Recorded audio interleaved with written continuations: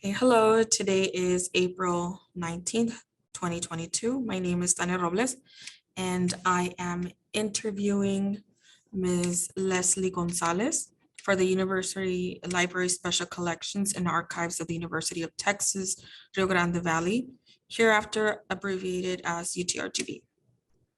This project is in partnership with the Voces Oral History Center at the University of Texas at Austin. Please know, Ms. Gonzalez, that this interview will be placed in the University Library Special Collections and Archives at UTRGV and shared with the Voces Oral History Center at the University of Texas at Austin. If there is anything you do not wish to answer or talk about, I will honor your wishes. Also, if there is something you want to talk about, please bring it up and we'll talk about it. The University Library Special Collections and Archives will archive your interview along with any other photographs and other documentation you are willing to share.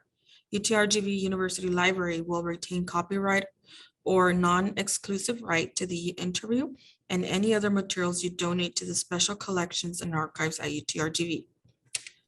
Because we are not conducting this interview in person, I need to record your consenting to make sure you agree with our interview procedures before we continue. So I'll ask you a series of 6 questions. Please say, yes, I agree, or no, I do not agree after each question. Okay. Do you give the University Library Special Collections and Archives at UTRGV consent to archive your interview and your materials at the UTRGV University Library? Yes, I agree. Do you grant UTRGV University Library Special Collections and Archives right, title, and interest in copywriting over the interview and any materials you provide? Yes, I agree. Do you agree to allow UTRGV University Library Special Collections and Archives to post this interview on the internet where it may be viewed by people around the world? Yes, I agree. Do you grant the University Library Special Collections and Archives consent to share your Zoom interview with the Voces Oral History Center at the University of Texas at Austin for inclusion in the Voices of a Pandemic Oral History Mini Project, which will include posting the interview on the internet? Yes, I agree. Good. As you recall, we previously filled out a pre-interview form. We used information from the pre-interview form to help in research. The entire form is kept secure, Voces server at the University of Texas at Austin. Before Voces sends it to UTRGV, University Library Special Collections and Archives, we would have stripped out any contact information for yourself or family members. So that will not be part of your public file. Your public file will only be accessible at UTRGV University Library. The final 2 questions ask for your consent on what I just described. Do you wish for us to share the rest of your interview in your public file available at researchers at UTRGV University Library Special Collections and Archives? Yes, I agree. On occasions, UTRGV Special Collections, Archives, and Voces receive requests from journalists who wish to contact our interview subjects. We only deal with legitimate news outlets. Do you give consent for us to share your phone numbers or email with the journalists? Yes. Thank you for your consent. Your experiences and stories mean a lot to us at UTRGV Special Collections and Archives. I look forward to what you say in the interview questions I will now ask. The project question is, what are the stories and experiences of end of course English teachers in an early college at La Jolla, Texas during the COVID-19 pandemic? End of course classes assess students' learning through a standardized test. In Texas, students take the State of Texas Assessment of Academic Readiness, also known as the STAR. The purpose for the project is to provide Mexican American, Hispanic, Latino people accessibility to tell their COVID-19 pandemic stories in a meaningful way. So, Leslie, thank you for your time. Like I said earlier, your stories and experiences are valuable to us at UTRGV, Special Collections and Archives, and our partners at the Voces Oral History Center at the University of Texas at Austin.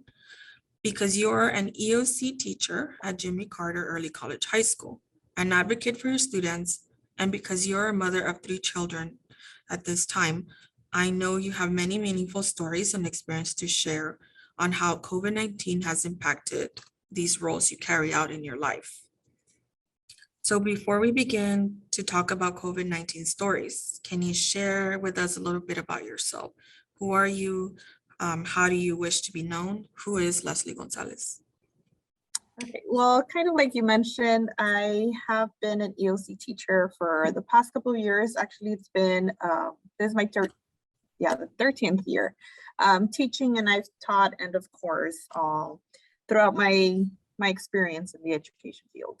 I currently do have 3 children. I became a single mom through COVID, so that makes all the experience even more interesting and challenging, but I do have 3 kids that also had to live through this experience.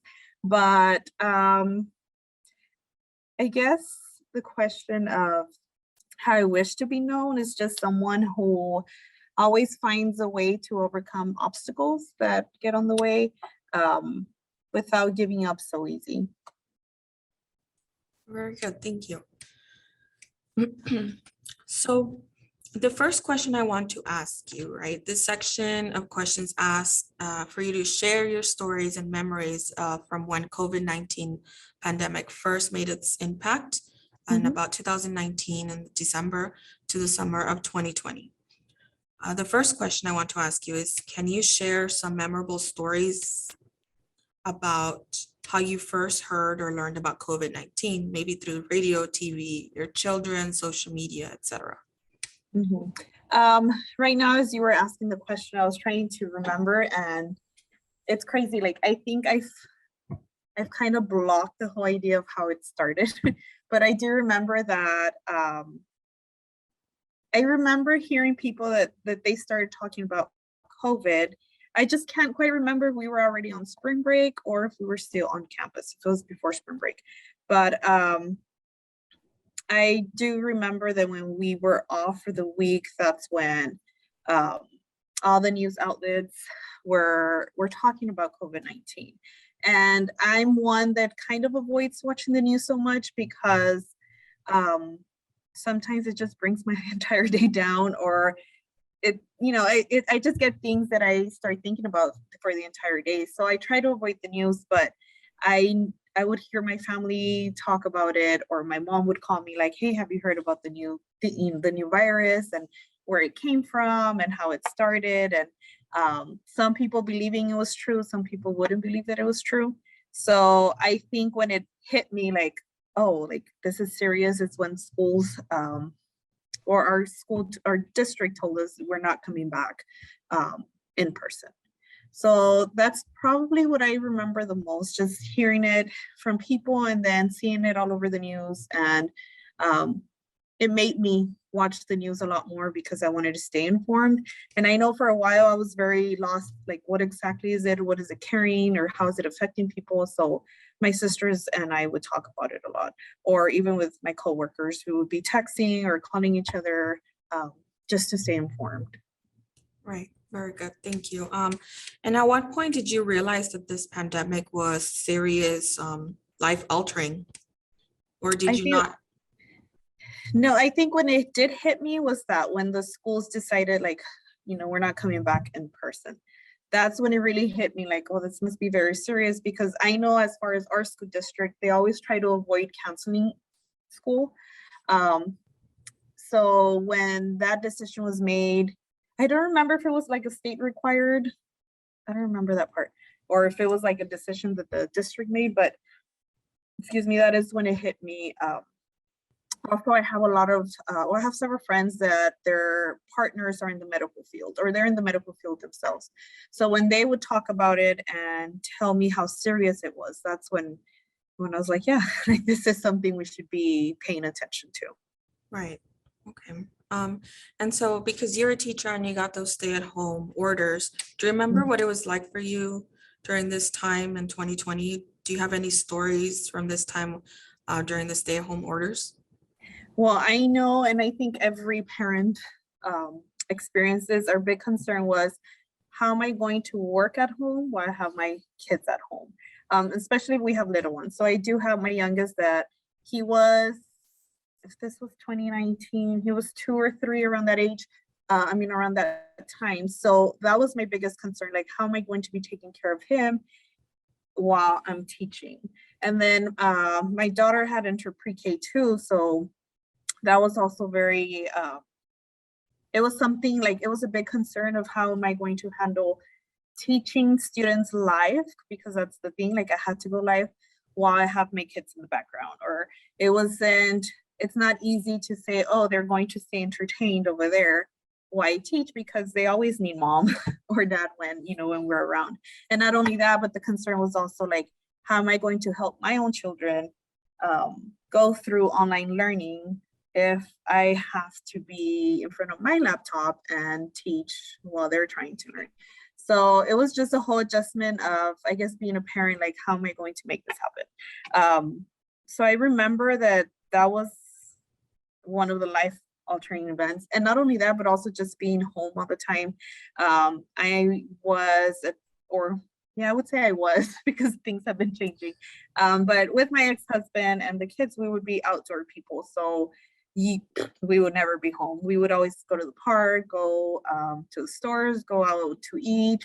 We would just find something to go to, local events, community events, because we didn't like being home. So just having to be home 24/7 was also something that I had to like get used to adjust.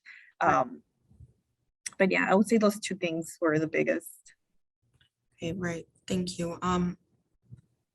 Over the last couple of years, what news media, social media, or other sources do you rely on to keep you informed about COVID?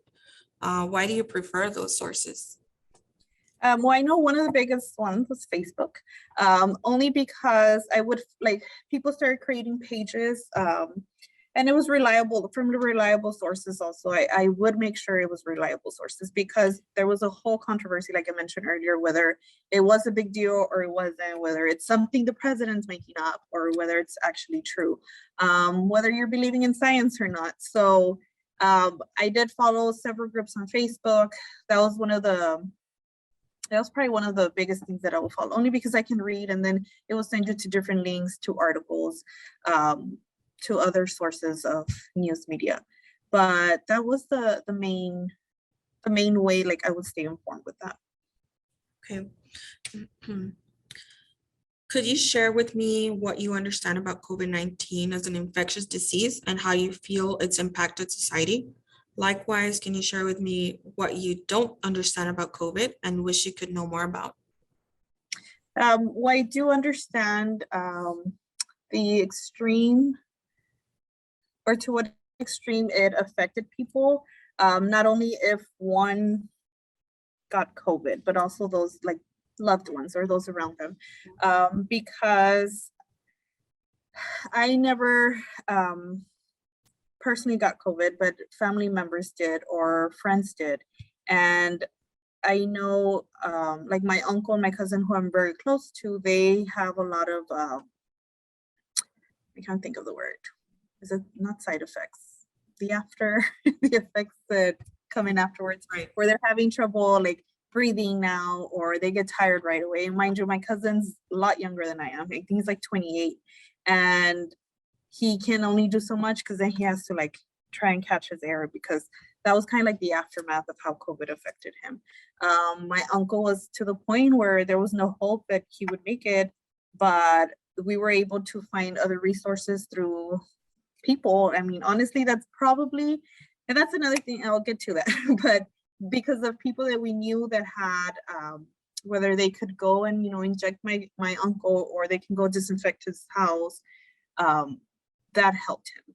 Which comes to the point, I know one of your questions was how it impacted society. Sadly, like if you don't know, I don't want to say the right people, but if you don't know certain people, it was a lot harder to overcome the pandemic. Because my uncle, my cousin say, like, if it wasn't for the people you knew, then, we wouldn't have been on the list for them to come and give us the injections that we needed, or be the first ones in line to get the vaccine when it came out, or have availability for someone to come and disinfect because they were fully booked. But because, a friend owned a business, and they were able to squeeze my my uncle's house in or things like that. So I think that's a huge impact in society where sadly a lot of people don't have the resources that we needed. And I would say our nation was not prepared for a pandemic, maybe because no one would ever think that, that was going to happen. But it also affected people, those that did lose someone. Your life changes completely, losing. I have friends that lost their parents, they lost siblings, they lost children. So I guess a lot of emotional disturbance happened. Yeah, you're right. And what you mentioned on your uncle and your cousin, do you know what injections they got? It wasn't the vaccine, right, that you were speaking? No, not the vaccine, but I can't remember the name top of my head. But kind of like, no, I can't even remember the word. But I know people use it like if you need a little boost of energy, it's like vitamins and. Oh, I see. Okay. And do you feel your family has the same beliefs as you regarding COVID-19, or there are some members who take it more or less seriously? I would say, at least in my immediate family, we do have the same beliefs. I know for a while, my mom was the one that was kind of doubting, like, so-and-so says that, it's not true. Like the media is over exaggerating. I know that was the big controversy. The media was just overdoing it because of politics or even because of religion and things like that. So she was the one that would doubt it once in a while, but then she's also very good at getting informed through through resources that are accountable. So she was very careful. Like she still was very precautious. She just kind of questioned it a lot. If anything, it was just my mom that questioned it a lot, but she would follow protocols. She would, follow everything that we needed to do for social distancing and so forth. Okay. So Leslie, this next part takes you to share about any stories about COVID-19 vaccines and any vaccination related stories you may wish to tell. So did you get a vaccine and any follow-up booster shots? Yes, I did. Okay, what was it like? Was it easy or difficult for you in terms of scheduling, wait time? Well, it got easier over time, but I remember the first time, that was probably the toughest. And like many people, I kind of felt like I didn't want to be one of the first ones anyways to get vaccinated because again, it's something new. It's something that goes back to the whole controversy, people doubting it, people saying like, no, you shouldn't do it. So it did take me a few, I want to say months maybe, to even try and get access to a vaccine. But my parents, because they're older and because of their health history, they wanted to get vaccinated as soon as possible. So if anything, we tried to get them vaccinated. But when it was for me, the first time was, I remember I had to wait in line. How did I get? Okay, so I do remember the hospital that was providing the vaccinations, you have to be like on a waiting list or on a list. Sometimes they would go to random events and give out bracelets that would give you a certain like date and time to show up for the vaccination. So I know it was a little bit hard to get access to those bracelets, but like I mentioned, if you know certain people, it makes things a little easier. One of my friends that she got a hold of several bracelets, she was able to give me one. So I remember showing up to the location and I had to wait about maybe 2.5 hours outside in line. We formed a big line outside in the parking lot. I remember everyone taking pictures or recording because, I guess we were all in shock, like, I can't believe this is happening. So yeah, so that was the first time that I got the first dose. I did have to wait in line. The second dose, by that time, it was already, vaccinations were more accessible and it was easier to get the second one and also the booster. I didn't have trouble getting an appointment for the booster shot. Very good. Okay. So now in this section, these next few questions, Leslie, we're going to ask you about how COVID-19 has impacted your life in the way of your career and your family. Leslie, you shared with me in your pre-interview that you have 3 school-age children. Has COVID-19 impacted your life in terms of the way you interact with one another? Can you share with me some stories or examples of how you and your family have adapted your family interactions during the pandemic? Yes. So I do have my three children, but before I even get into that, I think one, because I know you're asking about how it impacted my family interactions. So I'm very close to my parents and my siblings, where it was every weekend, let's get together, or even during the middle of the week, like, oh, we're gonna make dinner at so and so's, everyone come over, so we would all go over. We would see each other a lot, especially my mom. She works very close to my house, so she would come and visit every other evening or so before she heads home. So when COVID hit, that was another thing that we kind of had to put a pause to it. It did take us a while though, because again, us trying to see if, okay, is this real or not? But we did get to the point where we're like, no, we need to stop seeing each other, because my mom would have to run to the grocery store because her job, and she might have been exposed, and then she comes and brings it to my house. So we had to be very like, take those precautions and prevent or avoid anyone getting sick. But as far as my three children, again, it was also a shift for them because my daughter had just entered pre-K, and my son, he was heading to junior high. So for my oldest, it was kind of like, what, like now we have to do everything at home. So they were scared they weren't going to be learning anything. I was scared that they wouldn't be learning anything. And like I mentioned before, it was a whole, like, I have to teach, I have to work, but then I also have to help them with school.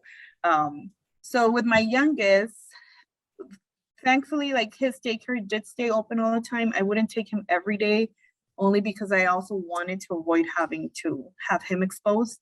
But that's really like how we had to adjust as a family. That's how it affected our interaction. Okay. You also mentioned that you became a single mother during this time. Can you share some of the stories or examples of how you dealt with parenting during the pandemic? Yes. So not only was just having to handle the issue that happened with my ex-husband, heavy on me, but then pandemic started, or we had already started the pandemic, or we had been in the pandemic. And it was just kind of a like, okay, this happened, but I have to figure out how to do this. And I have to figure out how to do this. So it just happened really fast, to be honest, that first year. So it was more of just adjusting on trying to do everything on my own now, because I was so used to him doing what a parent should do, what a husband should do, and he would help out a lot. But then it just shifted into I was the only one at home, so I was the only one that could take care of the kids. I had to be the one that had to work and take care of them. Plus, also, I'm very big of like my kids being like their well-being, for them to be emotionally stable. So it was a big shift also for them not having that around. So I felt like it was my responsibility that I also had to handle their emotional well-being. Not only are they not seeing their friends anymore, but they're not seeing dad anymore. And now we're just stuck at home. We can't go anywhere else. So that was kind of heavy, but I mean, I don't know. This is probably the first time I'm actually reflecting to it, like, oh, I got through that too. Yeah. Mhm. I understand. And you did mention you're very close to your siblings, your parents, and in which ways did they help you parent as well? Well, like I said in the beginning, we would still see like my parents a lot, but there was a time that we just had to stop seeing each other because the cases were just growing and growing every single day, and way too fast. So that's when we started being very alert. So if anything, they would help me out a lot, and even my siblings, like sending food if I needed food, so I don't have to go to the store. Um, or if there was anything that they had to pick up for me, then they would do it for me, just drop it off in the front door. So just little things like that, because there wasn't a lot of like face-to-face interaction that we could do, at least not through like the first year of the pandemic. And how did you see that shift, like after the first year of the pandemic to last year, 2021, and now 2022? Um, I don't know, like I don't know. You're making me think about this for the first time. Like, yeah, I get to reflect now. I don't know, I guess now I see like how much I had to do on my own because again, like, going through a divorce during the pandemic was just, it was a lot. And now like my mom, we're back at like, we're seeing her a lot more. And I say my mom because she's usually the one always available to like, Right. if I need anything for the kids, she will be there. Now she can like babysit whenever I need the help. And during like the first year of the pandemic, there was no such thing because I couldn't go anywhere anyways. Like I couldn't go and get my nails done, or I couldn't go grocery shopping, anything like that, because we had to stay home. So it was just more of me handling everything on my own, whereas now they're more like hands-on with the kids. Okay, that's good. You also mentioned that you started your master's degree in counseling a few months before the pandemic even hit. How did that go for you? For example, how were your online classes while working and having your children at home, as well as did you have to adjust your studying, your learning habits? Yeah, well, I mean, I had already started, and it was already there were online classes. So that wasn't much of a shift because I had already been taking those classes online.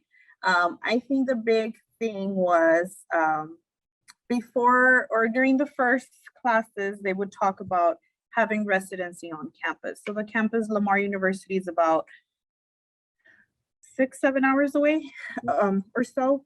So that was something that I know my classmates and I were looking forward to because that's when we would all meet in person. And they always said, oh, you're going to love residency because, again, that's when all of you actually meet in person. You get to work together, you build all these friendships and so on. So and that was going to be during the summer. So when COVID-19 truly hit, that I would say was probably around March, they had already been preparing us like, residency might be canceled because things are not looking any better. And I think that was the hard part, that we just didn't know what direction COVID was going. So no one did. No one knew whether summer it was going to get better or not. So they ended up just shifting even residency online. So our professor cried because she got very emotional, saying it's the first time that she doesn't meet her students in person for residency. And that she just wished things were different because even though we build really good relationships, it could have been even better. So I know, if anything, that's the way it affected me. But also just, again, going back into always having to be home and the kids are being there and I'm the only one there. My studying schedule had to also be altered, like have them be in bed and then I could do my homework, or then I could study, because while they're awake, we have to work on their homework. I have to make sure they actually learn something that day because I didn't want them to stay behind. Or it was just about them, like making sure that they're fine, that they're okay. So once they would go to bed, then that's when I would have to study and so forth.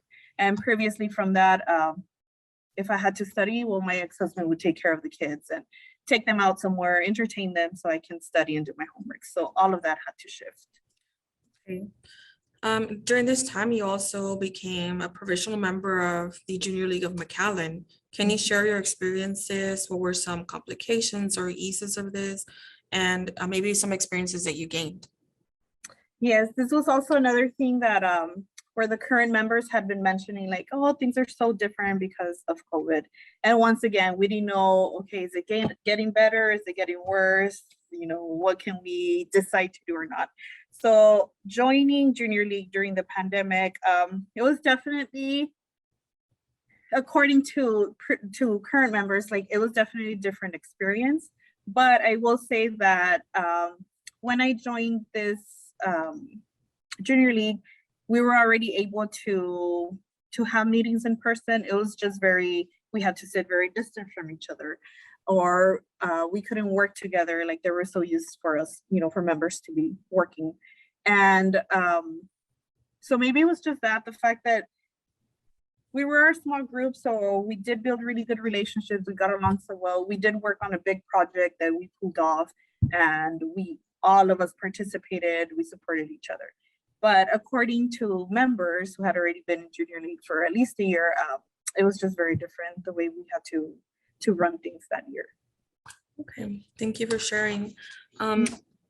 Now this section, Leslie, we're going to discuss questions that focus on your experiences with learning new technology to use for distance teaching and learning.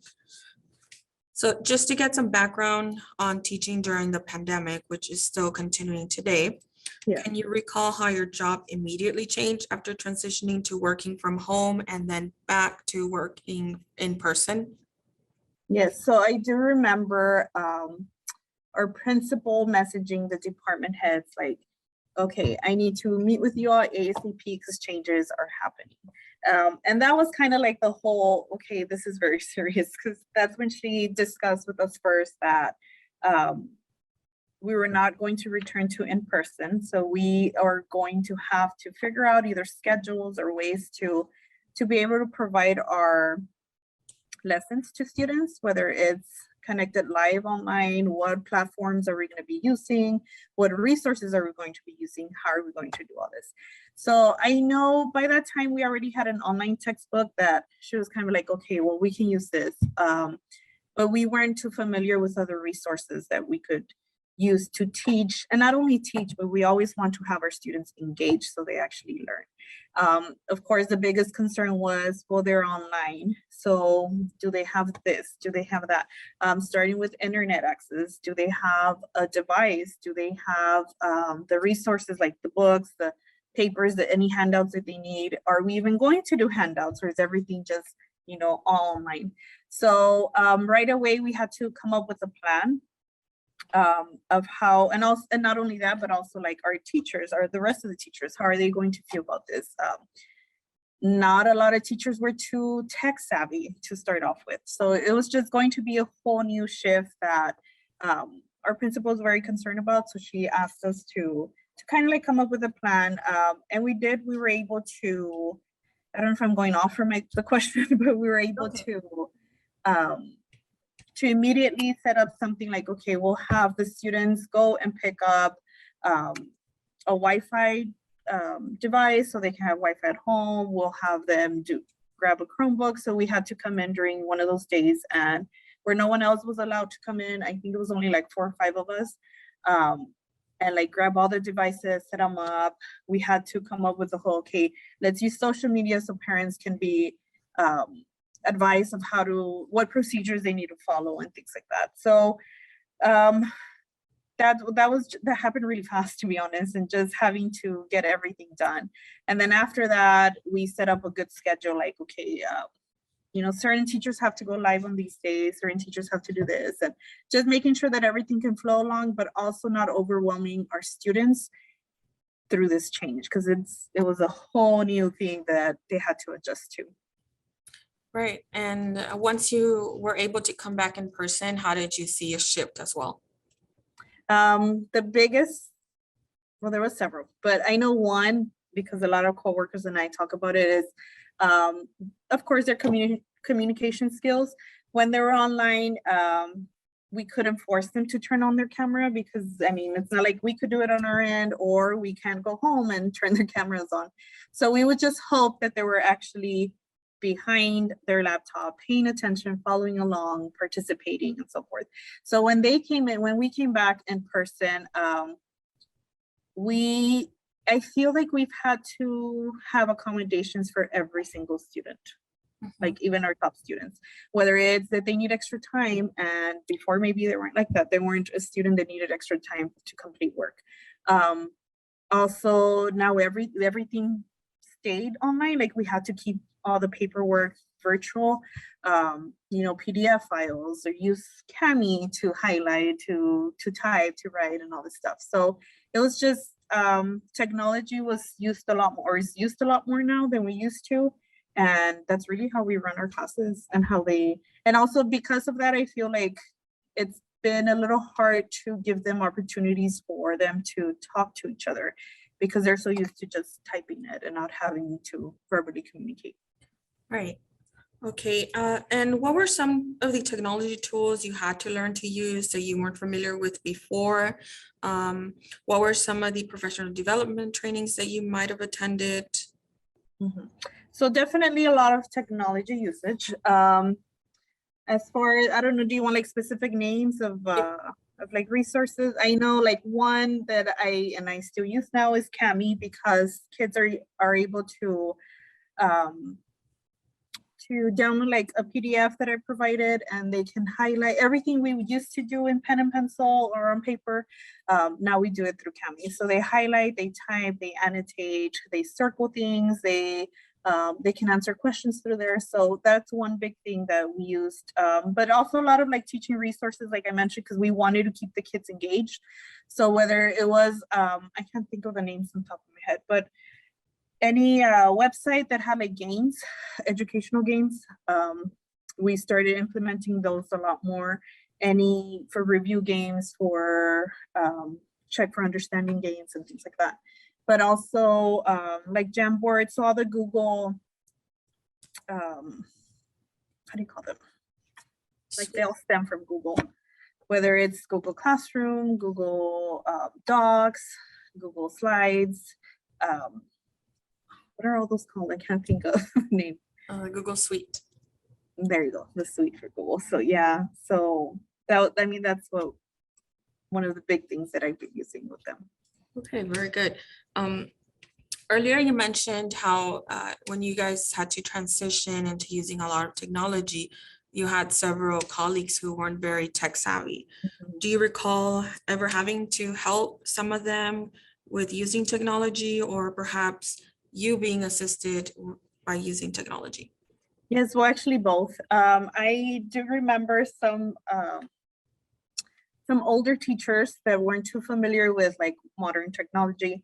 They couldn't even know how to, access like an app on Chromebook. So I remember one calling me while I was teaching, but I wanted to help her, so I had to like pause my teaching and because she had already been texting me that I can't figure it out, I can't figure it out.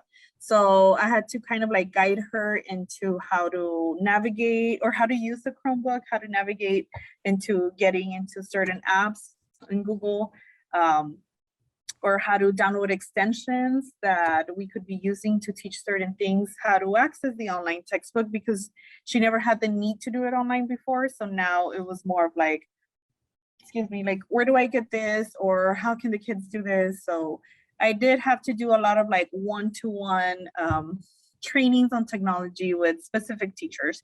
But then in the other end, I was also with new resources, like Paradic.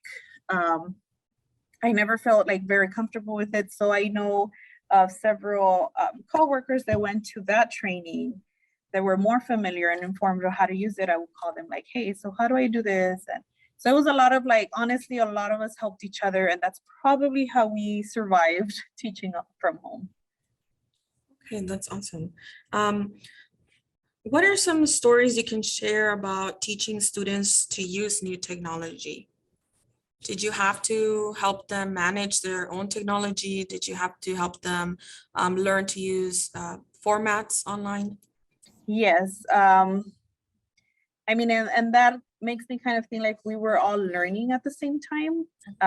Because even at some point, like I would have a Google Meet and I would kind of like think out loud or question myself out loud and be like, oh my God, how do I do this? So the students would be like, oh, miss, you do this and this. But then also again, the other way where some kids didn't know how to like follow along through several resources or how to access something. So I always had to have like a separate meeting with certain students, so then I can display my screen, so I can share my screen and then show them how to navigate certain things. So that did happen a lot throughout that year that the pandemic started.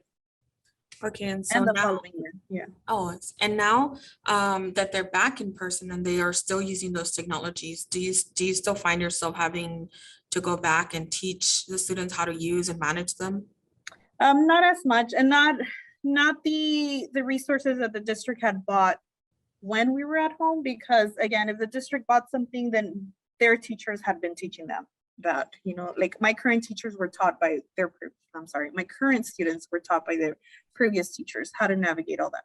But now the district just continues to provide more resources that we can use. So if there's anything new that I learned how to use, then I do have to teach them how to do that. But there are more, like Google Classroom was something that we started during the pandemic, but this year the kids already came in familiar with, and these are like incoming freshmen.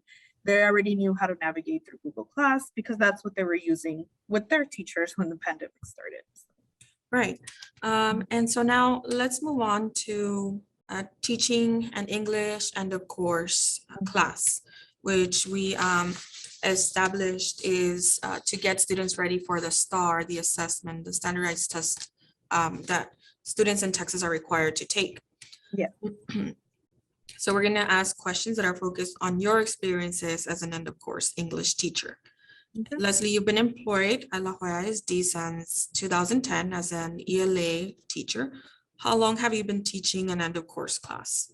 Since 2010. Since I got hired, I have always been teaching end of course. For a while, okay. Yeah. How have you seen COVID impact your work now? For example, when were those impacts first experienced, and how has COVID impacted your teaching practices at the start of the 2021 school year and the 21-22 school year? So teaching EOC is always nerve-wracking because it's a huge responsibility that you carry throughout the entire school year of making sure that your students are ready for, you know, the moment that the actual start comes. And unfortunately, we get a lot of students that are not on level. So it's always been, as a freshman EOC teacher, it's always been difficult to think like, oh yeah, you know, the kids got this, because there's so much work that we have to do, and especially in our department, in the English department. There's so much that we have to work with on our students because they're so behind in their language and their reading skills and their writing skills. So, which are, you know, the core skills they need for all the courses. So it's a huge responsibility. So when COVID happened, or when COVID started, I know my colleagues and I in the department felt like, oh boy, this is gonna get even more hard, because as it is, not because I'm an English teacher, but I've always felt English teachers, at least in our district, have it the toughest, because like I said, our kids are very behind in language, and there's a lot that we have to review before we can even teach our curriculum. So yeah, I remember feeling like, oh boy, like how are my students going to be able to be successful in this year's STAR when COVID started? But I do believe that's when the state decided not to have STAR.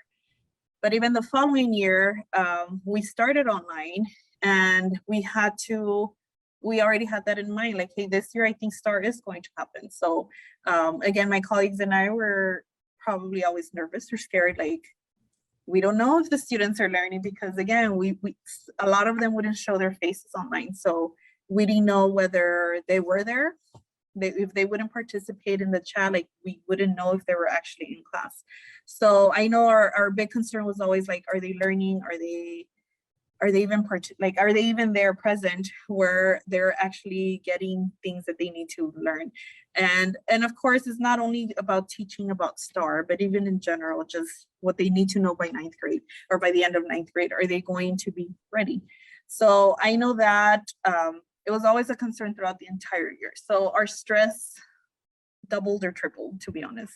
But as far as my teaching practices, I was always a teacher that was around the classroom. You would hardly see me by my desk. Why? Because I would do a lot of one-to-one. I would sit next to a student, like, okay, let's review this, or let's go over your essay. And I was able to break down everything, like every single thing with them, which I think that had a huge impact in their success, like in 4-star, or again, just in the 9th grade. And now I couldn't do that. So I know that's the biggest shift I had to do in my teaching style, where I couldn't get near them. I couldn't do one-on-one. And I always felt like that is what helped them out the most, when I would take time to sit with them and review anything that had to be reviewed. So I feel even now, this school year, the 2021-2022, I was still not the teacher that would be around the class because we still had to have our social distance. And now I'm more by my desk because what I can do is they have their essay on their Chromebook, but they share it with me so I can pull it up on my desk. And I'm still working with them, but I'm not walking around the room, or I'm not right next to them, again, because of social distance, going over it. So I think that was the biggest change in my teaching style. Right. Thank you. So you mentioned earlier how in 2019-2022 school year, TEA, which is the Texas Education Agency, canceled the end of course STAR exam. When you heard that, what were your initial reactions? How did your students react? How did your colleagues react? I think that was a breath of fresh air or a moment where we could like, oh, okay, like finally they decided not to do this, because that was a talk of parents. Parents were against students having to go through this stressful situation of taking a state exam. Teachers were against it. I do believe even school districts were against it, but because we had to wait until TEA announced it or TEA decided to cancel it, I think when they did, we were finally like, oh, okay, we can breathe now. But again, we're in the middle of a pandemic, so it wasn't anything that solved everything, but at least it was one thing off our back.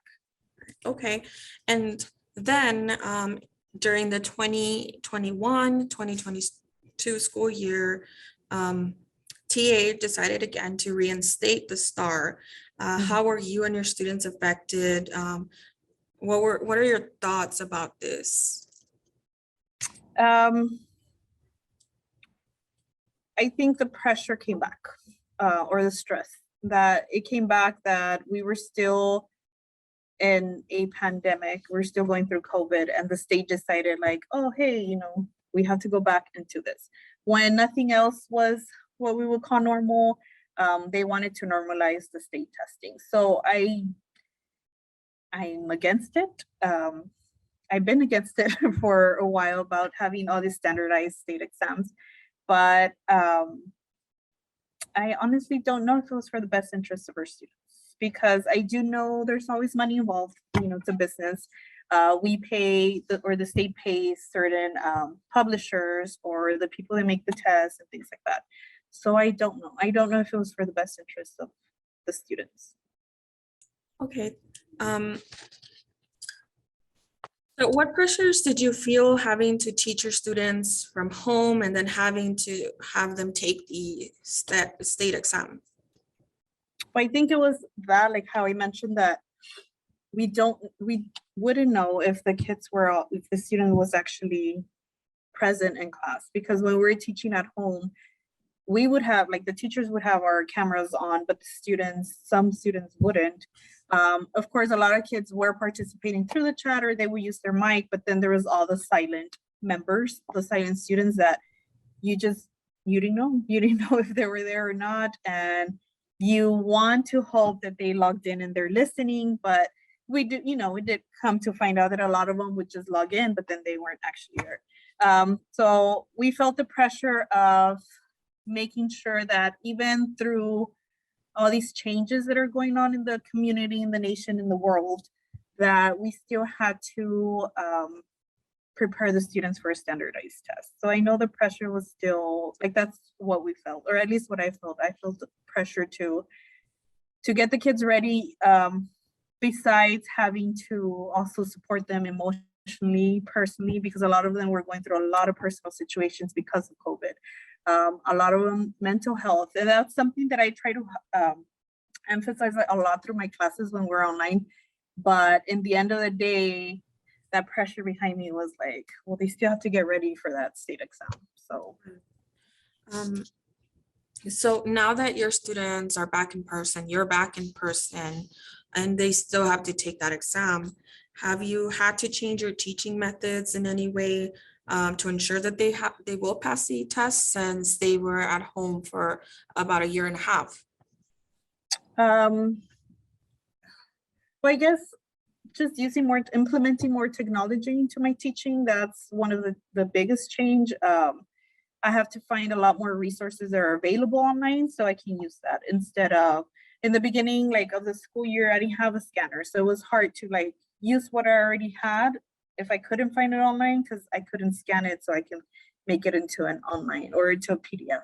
So it was just, going through those little changes in my teaching methods. But I mean, of course, like always, we try to cover the entire curriculum on time, reteach what's not being taught or what's not being learned, things like that, but nothing else.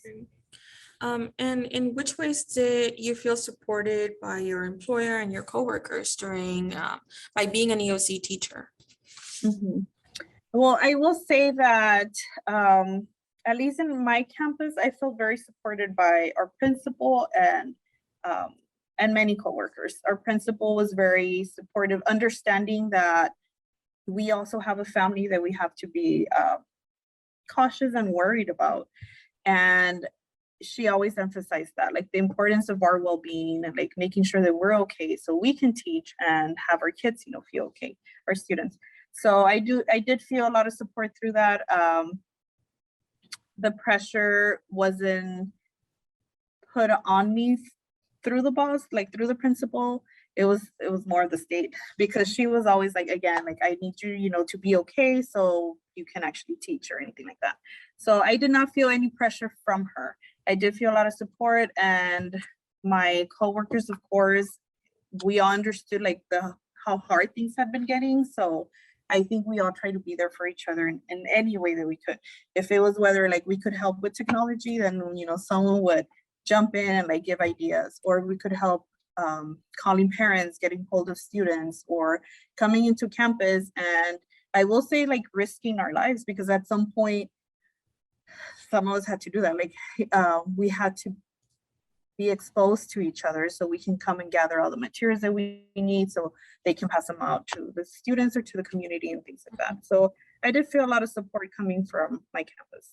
Very good. And did your students ever voice any concerns with them passing or failing the EOC STAR exam? With as far as the passing, some were surprised only because of the entire change, online platform. It was something new to them, so they were very nervous.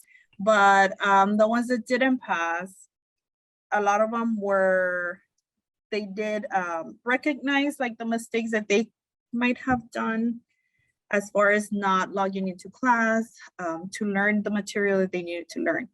But then again, I don't know, maybe it's the mom in me, but it's kind of like, who can blame them when, we're in the middle of a pandemic and we are still having kids having to worry about a STAR exam. But those that failed, they do realize that they lost a lot of,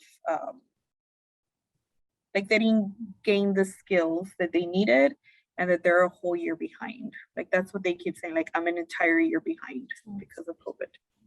Okay, yeah, that's understandable. So this last section is asking you to share any stories you have about this pandemic and the response by your local and state and national elected officials. Feel free to respond or pass on any of the questions. But do you feel satisfied with the local response to COVID-19 in Hidalgo County over these last 2 years? I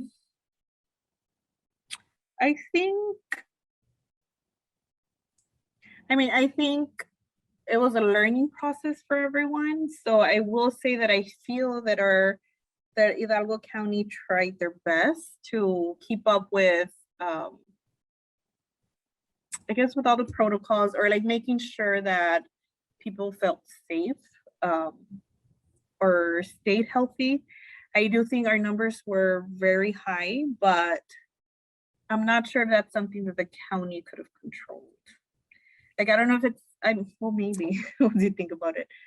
Maybe they could have been a little bit more restricted at some point to avoid those numbers going a lot higher than they did, or as high as they did. And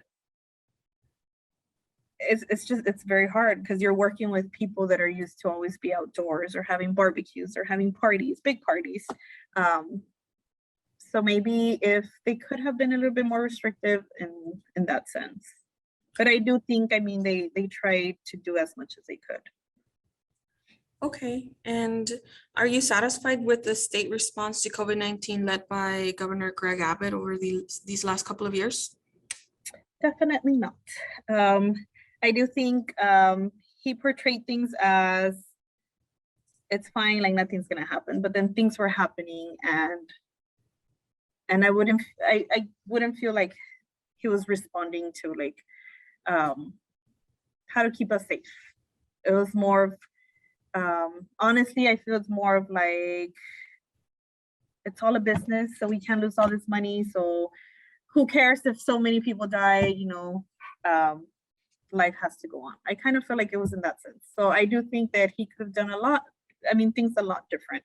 Mhm. Okay, and how do you feel about the national response to COVID-19 led by President Trump in the year of 2020? That's another one that I feel that he could have taken it more serious than he did. I know for a long time he didn't take it serious, and I think it was until he might have caught COVID that he started wearing a mask or things like that. But because there's a lot of other things I disagree with President Trump, it was kind of an expectation, to be honest, that things were going to be that he was going to mislead people in their beliefs when it came to COVID. Okay, and how do you feel about the response by President Biden from 2021 till present time? I do think, I mean, I appreciate the fact that he didn't wash things off. Like he knew it was serious and he pointed that out, which maybe a lot of people disagreed with because they believe more into what President Trump would say than our new President Biden. But I do think that he tried a little harder to let the people know how serious this was. I can't say if, I mean, I honestly wouldn't say like he was one that tried his best for things to get better, but I do think he did a better job than President Trump. Okay, if you had the power of a political office to respond to COVID-19, what would you have done differently or do differently now?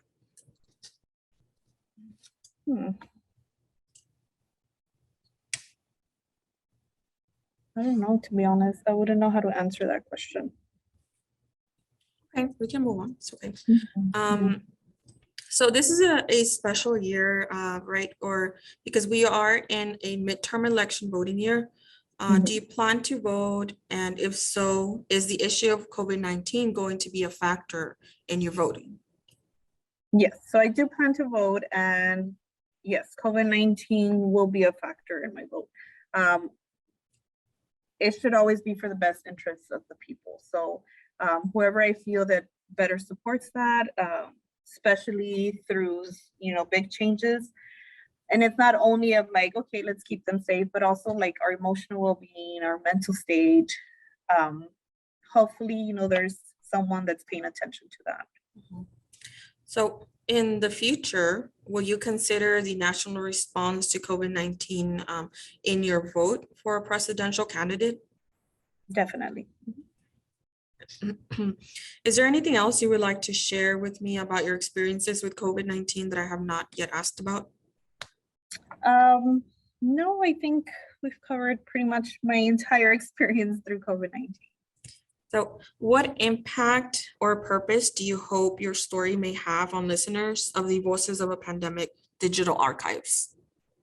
I think for people to keep in mind that, like I mentioned right now about, voting for political figures, we need to pay attention more to our emotional and mental state too, because I know a lot of people were affected more than just getting sick, but just the aftermath of like I mentioned earlier, losing someone or going through, I think one article mentioned like how many divorces, like that number also went up during COVID. So just all these other experiences that because of COVID, we had to go through. It's very important to pay attention to how we are as a person, like how we feel. Yeah, very good. Thank you, Leslie, for sharing your stories with me and the Voices of a Pandemic Oral History Project. So thank you and have a nice rest of your day. Thank you so much. Bye.